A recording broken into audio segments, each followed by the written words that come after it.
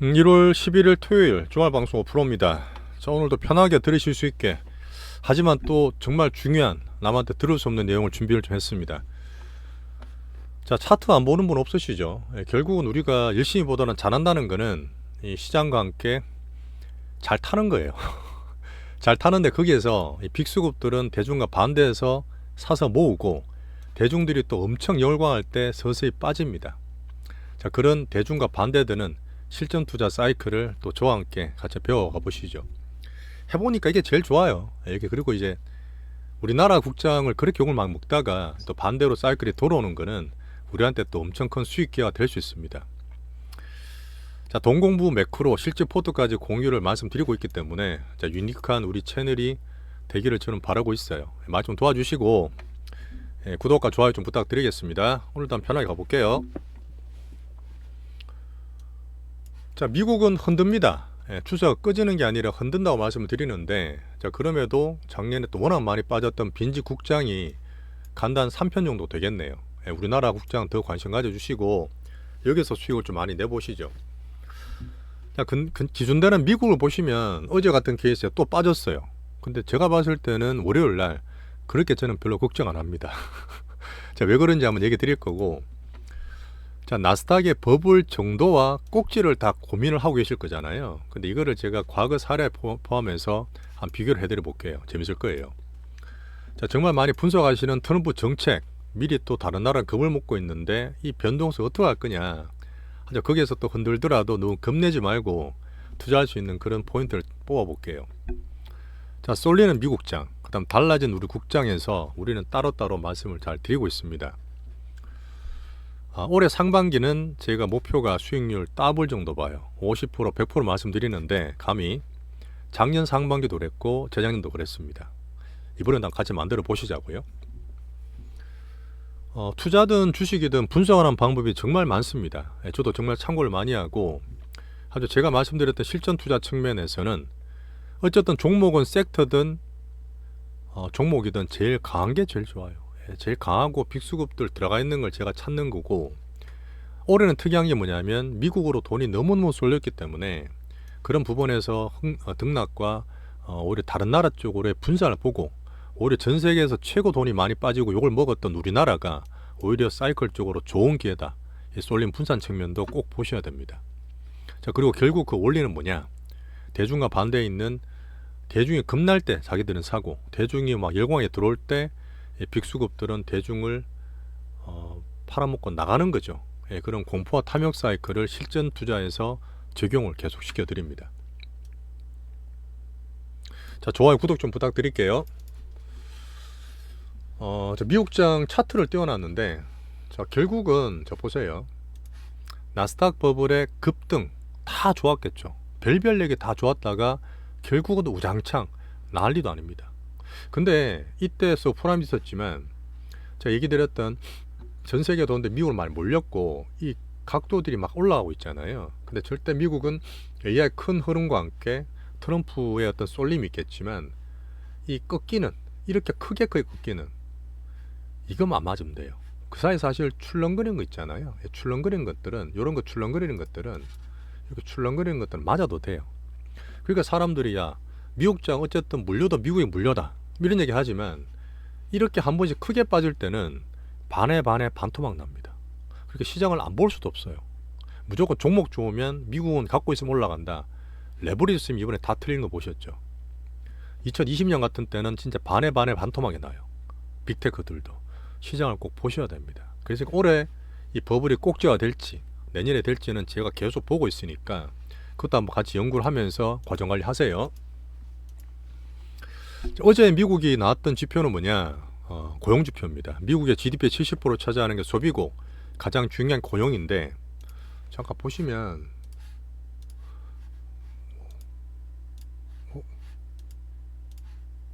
자, 미국 고용지표가 나왔는데 비농업 취업자 수가 컨센보다 엄청 좋게 나왔어요. 야, 그러면 미국 고용이 좋으면 경기가 너무 뜨거운데, 그래서 금리와 달러가 올라가면서 쏠려있던 미국장이 단기로 빠졌습니다.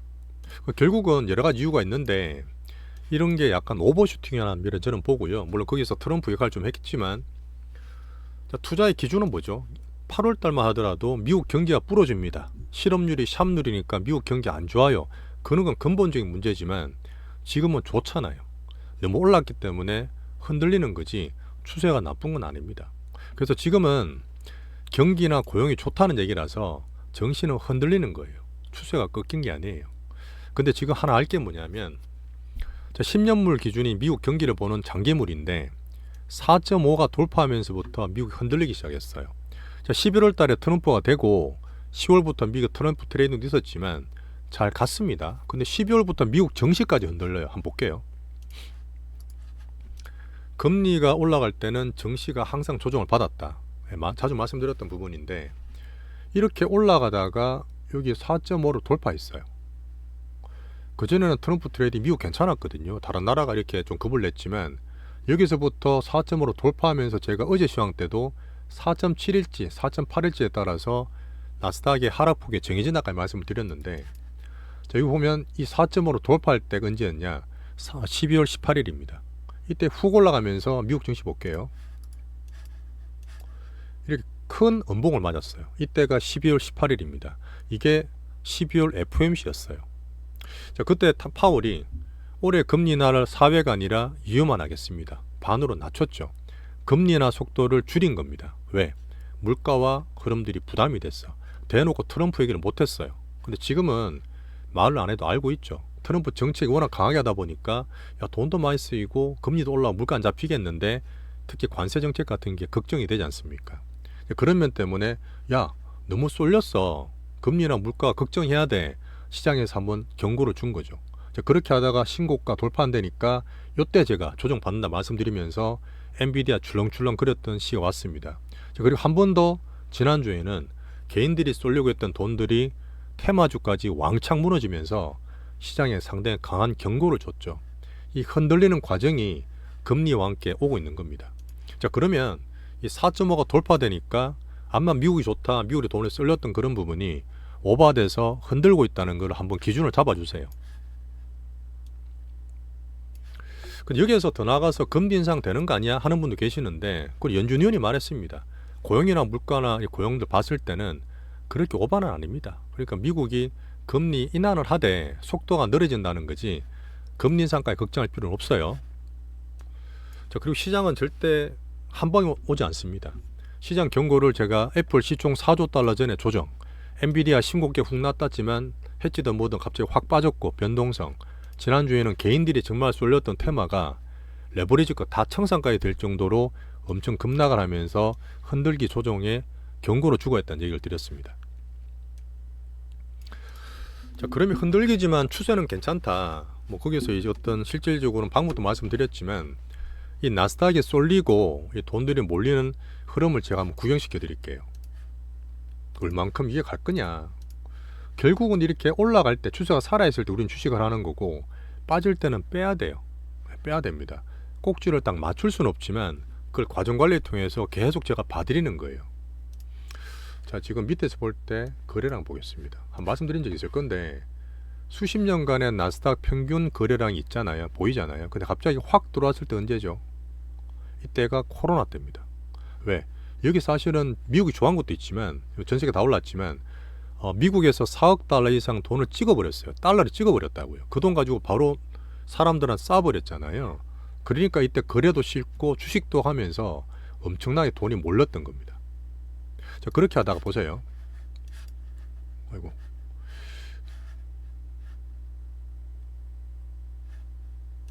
거래가 한 번 더 치죠. 예, 거래가 한 번 더 칩니다. 근데 이때가 2021년도에 1월 달이었거든요. 근데 저는 사실 이때가 원래는 실제적인 꼭지라고 봐요. 애플에서 애플 스마트카를 낸다고 했습니다. 뭐 그때는 뭐 진단키트도 뭐든 다 올라갔겠지만 우리나라 현대차도 상한가 치면서 애플이 스마트카드 시대 와서 2차 전지도 막 올라갔었거든요. 그때 돈들이 개인들이 열광을 한 거죠. 그때 꼭지를 쳤는데 그 뒤에 지수는 더 올라갑니다. 더 올라가죠. 실제로 꼭지는 미국은 이때 2021년 말에 나왔어요. 근데 그때 대중들의 꿈과 버블과 탐이 어떻게 키웠냐면 이때는 MMT라고 지금 말도 안 되는 이론인데 자, 미국은 기축통화라서 현대 화폐 이론이에요. MMT가 나와서 돈을 암만 찍어도 그때는 4억 달러, 5억 달러 찍었으니까 인플레 안 옵니다. 돈을 암만 찍어서 증시를 계속 올릴 수 있어요. 이런 이론이 횡행했고요. 마지막 꼭지 칠 때는 나스닥 빅테크 종목들은 전 세계 최고 좋아. 채권보다 더 좋은 안정성도 있지만 성장성도 있어서 PDR, 꿈의 주식이야. 그런 용어까지 나왔습니다. 개인들이 난리가 났겠죠. 그때 어떻게 했습니까? 이제 출렁출렁 그럴 때 빅테크들은, 빅수급들은 돈을 살살살 뺐습니다. 빼고 결국은 2022년도에 이렇게 와장창 떨어지면서 빅테크들도 돈에 반에 반토막이 납니다. 시장이 왕창 꺼지는 거죠. 버블 뒤에는 반드시 이런 버블밤 급락이 오게 돼 있어요. 아직은 당장은 아닌데 이 개인들의 슈팅과 꿈을 키우는 그런 시장 분위기와 계속 흐름들을 봐야 됩니다. 근데 분명히 그때보다 지금 미국은 돈이 더 쏠렸어요. 개인들이 더 올라갔잖아요. 아까 말씀드렸던 1월 달에 급하게 오른 것처럼 지금 보세요. 더 올라가 있죠. 이게 뭐 때문입니까? 트럼프 때문에. 트럼프가 미국만 키운다 그러고 딴 나라 조진다 그러고 미국 AI가 더 올라간다 그러니까 AI 성장 플러스 트럼프 버프 때문에 미국은 더 몰렸습니다. 그 와중에 특히나 작년에 더 안 좋았던 우리나라는 돈도 더 빠지고 이탈되고 국장 탈출은 지능순이라면서 우리나라는 사이클적으로 오히려 더 안 좋았던, 오히려 지금 기회가 되는 빈집이 돼 있습니다. 이런 것도 거래량에 볼 수 있어요. 버블의 슈팅 정도나 정도를 한번 거래량 통해서 말씀을 드렸는데, 아까 얘기했던 애플카다, MMT다, PDR까지 만들었던 이 대중들이 완전히 열광할 그럴 분위기가 올해도 나올 겁니다. AI 쪽에서 나오든 뭐 트럼프에서 나오든. 근데 제가 볼 때는 올해 2025년도는 돈도 더 몰렸지만 사람들이 더 스마트해졌어요. 공부를 더 많이 했기 때문에 더 스피디하고 더 흔들 겁니다. 그러다 보니까 빨리빨리 하려다가 지난주부터 보면 그 테마들이 와장창 돼서 뭐 몇 배 벌었던 거 다 날아갔듯이 그런 변동성과 단타는 더 위험해요. 조심하시는 게 좋겠습니다. 결국은 올해도 트럼프와 물가 싸움이 있고 물가 금리는 계속 보라는 시장이었던 신호라 저는 볼 수 있고요. 이런 상태에서 그러니까 뭐 더 급하게 레버리지 써서 하지 마시란 얘기예요. 이런 변동성 큰 시대에는 주된 것만 들고 포트 투자하시는 게 훨씬 좋습니다. 또 반대로 우리나라는 또 좋은 또 기회를 주고 있어요. 올해도 빅수급 엑식 과정을 대중들의 환호와 함께 저는 살피겠습니다. 한 방에 꺾이진 않아요. 2021년도 몇 번이나 몇 개월 더 갔듯이 지금 거래가 몰렸다지만 또 성장하고 변동성 만들어서 흔들 거예요. 팔 기회는 충분히 또 줄 거라 봅니다. 뭐 내년까지 갈 수도 있는 거고요. 자, 거기에서 다 보고 계시는 트럼프, 이렇게까지 자기 취임 전에 막 흔들고 사람들 급박 주고 다른 나라 목을 조르고 있는데 이것 때문에 미국으로 돈이 더 몰리긴 했죠. 근데 결론적으로 보면 다다음 주 월요일입니다. 그러면 트럼프가 정식 대통령이 돼요.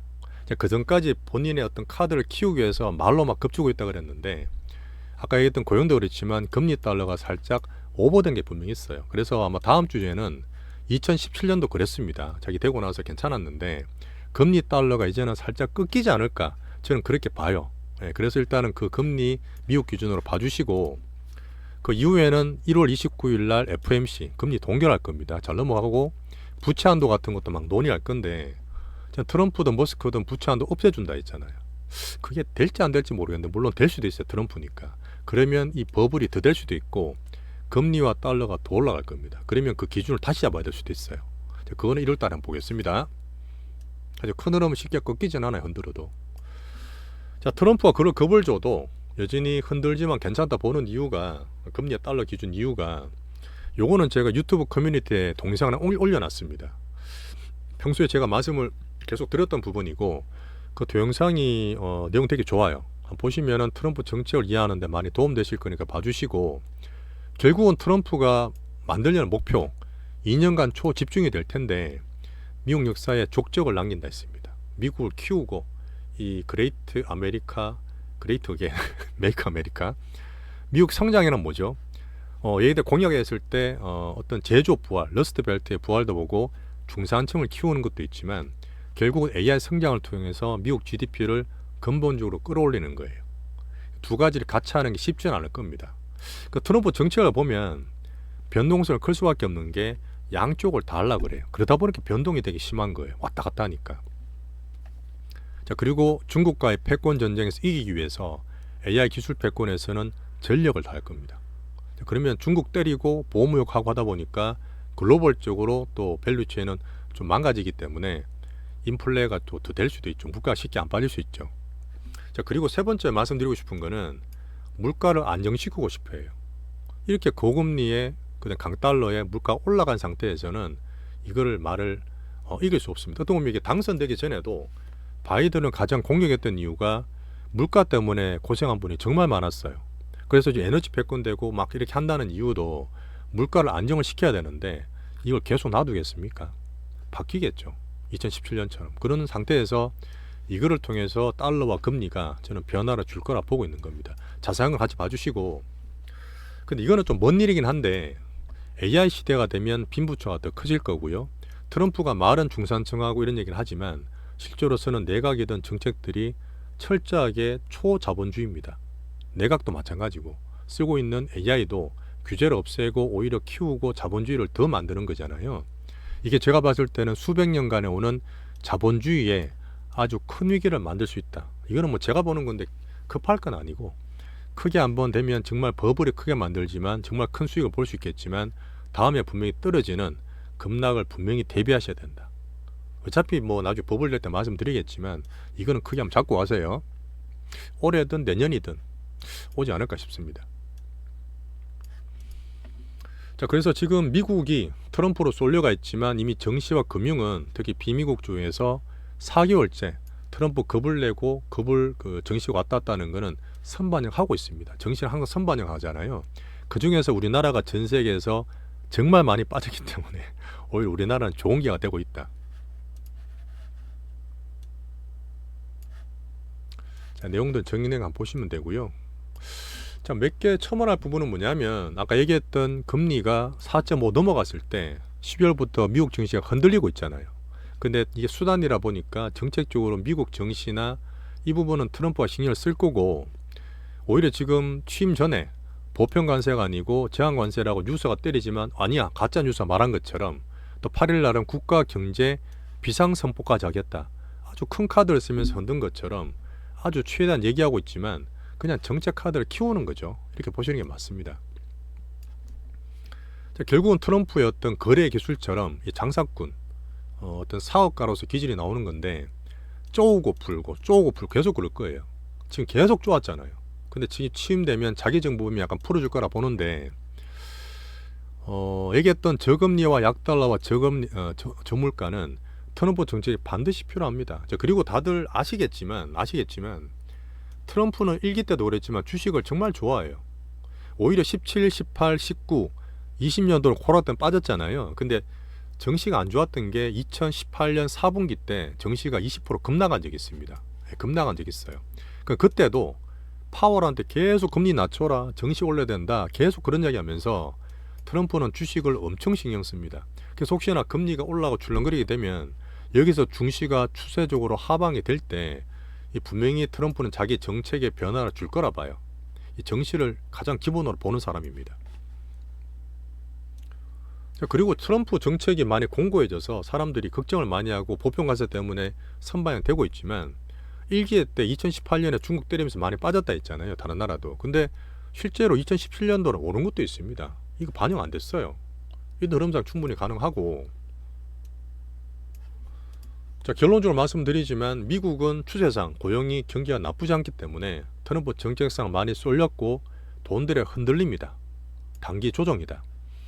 자, 조정폭 잠깐 말씀드릴까요?